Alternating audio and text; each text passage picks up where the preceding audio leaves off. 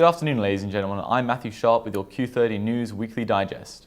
An off-duty police officer in St. Louis, Missouri shot and killed an 18-year-old black male after he allegedly opened fire on police, authorities say.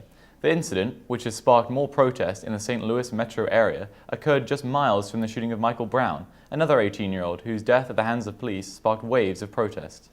This death comes just days before more protests are set to begin in a call for the removal of Bob McCulloch and the appointment of a special prosecutor to the case. Officials in Idaho and Nevada have asked the Supreme Court to stop same-sex marriage in the two states following the passing of a law striking down the state's previous marriage bans. Idaho and Nevada have temporarily stopped the implementation of a federal appeals court ruling issued Tuesday that removed a ban on the same-sex marriage in the two states.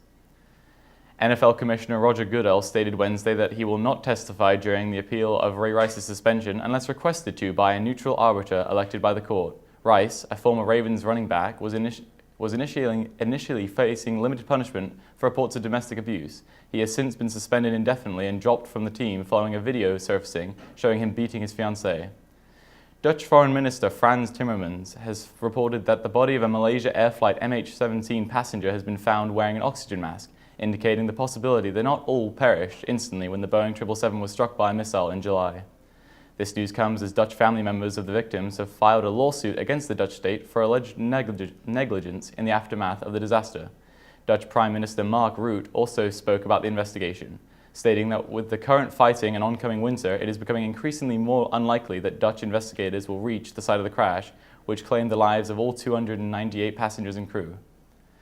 The UN has stated that thousands of civilians will most likely be massacred if the Syrian border town of Kobani falls to Islamic State militants. This comes as desperate fighting between the Islamic State jihadists and outnumbered Kurdish defenders continued Friday, with ISIS members pushing further into the town despite continued US and coalition airstrikes.